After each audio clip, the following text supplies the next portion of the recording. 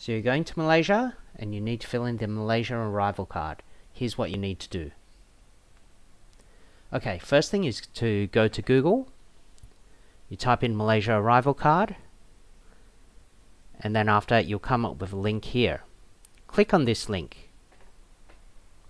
Alright, now that you're in, you'll see the banner of the Malaysia digital arrival card. You scroll down the screen. Now you see the register button. Click on that register button. Okay, after the register button, you'll then see the details that you need to fill in. So you need to get the details from your passport. All of the information should be as it is in your passport. Name, passport number, date of birth, nationality. Then you have to complete the rest of the travel information here. And then at the bottom, you'll see there's a submit button, and you click on that. After that, you're all done. And you go and check your email, and in your email, you see that you have a confirmation. So it's really that easy.